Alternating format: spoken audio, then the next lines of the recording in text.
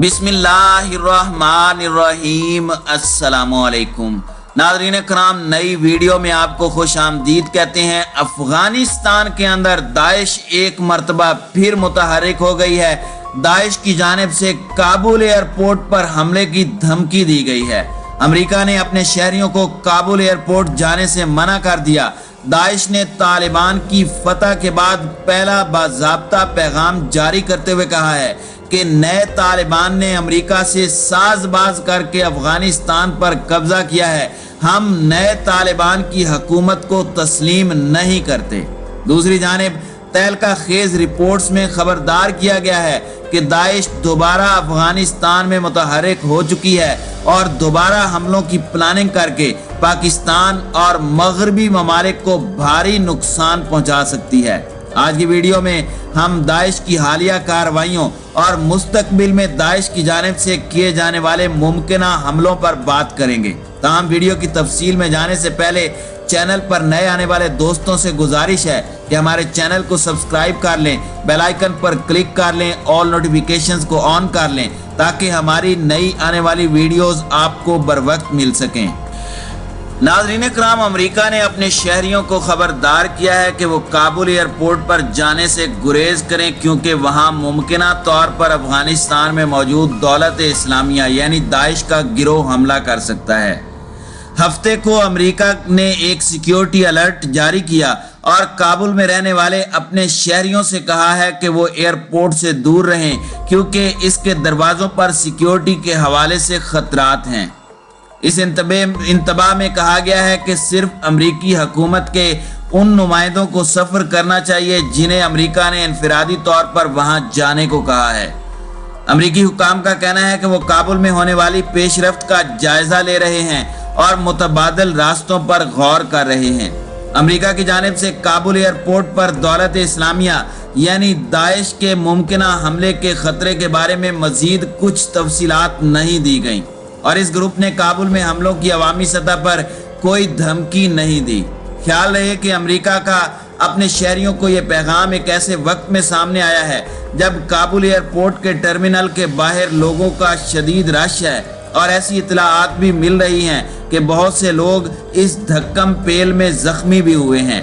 हजारों अफगान शहरी तालिबान के मुल्क में कब्जे के बाद वहां से निकलना चाहते हैं।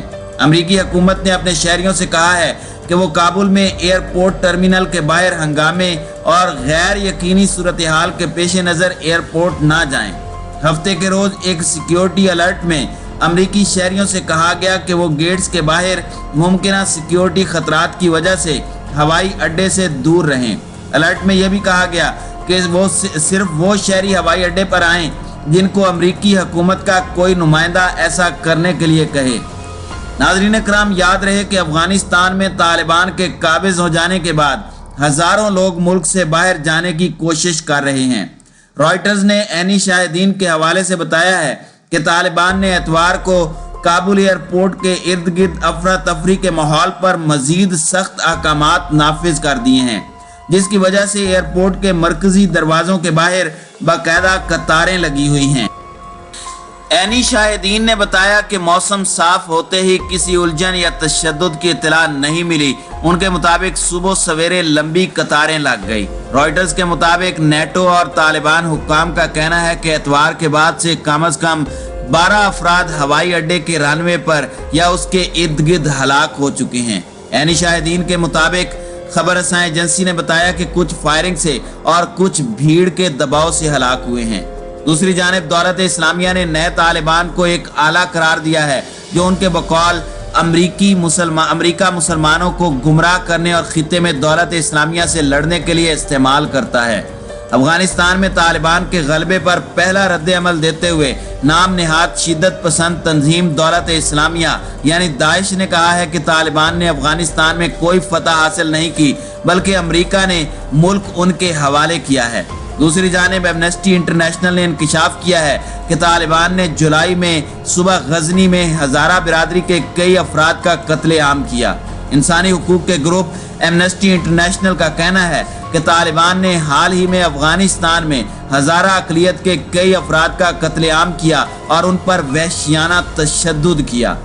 صبح غزنی میں جولائی کے اوائل میں ہونے والی ہلاکتوں کے متعلق عینی شاہدین نے دل دہلا دینے والے بیانات دیے ہیں۔ حالیہ ہفتوں میں افغانستان پر قبضہ کرنے کے بعد سے طالبان نے اپنا ایک بدلا ہوا روپ پیش کرنے کی کوشش کی ہے، لیکن ایمنسٹی انٹرنیشنل کا کہنا ہے کہ یہ واقعہ طالبان کی خوفناک طرز حکمرانی کی جانب اشارہ کرتا ہے۔ ہزارہ برادری افغانستان کا تیسرا بڑا نسلی گروہ ہے جو مذہبی لحاظ سے شیعہ مسلک سے تعلق رکھتے ہیں اور سنی اکثریت والے افغانستان میں طویل مدت سے امتیازی سلوک اور ظلم و ستم کا سامنا کرتے آ رہے ہیں۔ جمعرات کو شائع ہونے والی رپورٹ میں ایمنسٹی نے کہا کہ مشرقی صوبے غزنی کے ضلع مالستان میں 4 اور 6 جولائی کے درمیان 9 ہزارہ افراد کو قتل کیا گیا۔ گروہ نے عینی شاہدین کے انٹرویوز کیے اور قتل کے بعد فوٹوگرافی کے شواہد کا بھی جائزہ لیا۔ ناظرین کرام، کچھ لوگوں کا کہنا ہے کہ افغان طالبان کے ساتھ دولت اسلامیہ کے لوگ مل کر شیعہ برادری کے خلاف یہ قتل عام کر رہے ہیں۔ دولت اسلامیہ کی جانب سے شام اور پھر عراق میں خود ساختہ خلافت کے اعلان کے بعد اب ان کے ہمدردوں کا رخ یورپ کی طرف بڑھتا ہوا افغانستان اور پھر پاکستان تک آ پہنچا ہے۔ کچھ عرصہ قبل داعش کی جانب سے پاکستانی علاقوں میں پمفلٹ، بینرز اور سٹیکرز کی تقسیم کی اطلاعات کے بعد بھی پاکستان میں اس بات کا سراغ نہیں لگایا جا سکا کہ دولت اسلامیہ کے لیے کون سا مقامی نیٹ ورک فعال ہوا ہے۔ پاکستان میں کالعدم تحریک طالبان کے خلاف متواتر عسکری آپریشنز اور خود تحریک میں دھڑے بندیوں کے سبب ایک وسیع میدان داعش کے لیے خالی پڑا ہے۔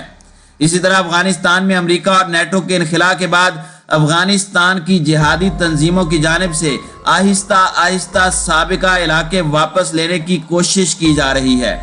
کنٹر اور نورستان کے علاقے پاکستانی طالبان کی پناہ گاہ کے طور پر استعمال ہو رہے ہیں، جس کی مبینہ طور پر پس پردہ سرپرستی افغان حکومت کی جانب سے کی جاتی رہی ہے۔ خدشہ اسی بات کا ہے کہ داعش ان علاقوں میں اپنے لیے ہمدردوں کا وسیع ٹولہ بنانے میں کامیاب ہو سکتی ہے۔ حساس اداروں کی جانب سے یہ رپورٹ سامنے آ چکی تھی کہ داعش کے اہم اراکین اپنی تعلیم ادھوری چھوڑ کر پاکستان میں داخل ہو چکے ہیں اور ان کے ساتھ سینکڑوں کی تعداد میں ہمدردوں کی پہلے ہی کثیر تعداد پاکستان میں موجود ہے، جس کا عملی مظاہرہ جہاں افغان مہاجرین کے کیمپوں میں داعش کے تحریری دعوت نامے کی تقسیم تو کراچی کے مختلف علاقوں میں مبینہ وال چاکنگ کی صورت میں سامنے آیا تھا، جب دیواروں پر ISIS کی چاکنگ کی گئی، جس سے شہریوں میں مزید خوف پھیل گیا تھا۔ ناظرین اکرام، دیکھنا یہ ہے کہ آخر ایسی کیا وجوہات ہیں کہ داعش کو اپنے ہمدردوں کی تعداد میں اضافے کے لیے پریشانی کا سامنا نہیں کرنا پڑ رہا۔ داعش میں نوجوانوں کی شمولیت کی وجوہات میں ایک وجہ یہ بھی ہے کہ اسلامی ریاست ایک خیالی سیاسی دنیا کا تصور پیش کرتی ہے، جس میں حکمرانوں کو رومانوی شخصیت بنا کر پیش کیا جاتا ہے۔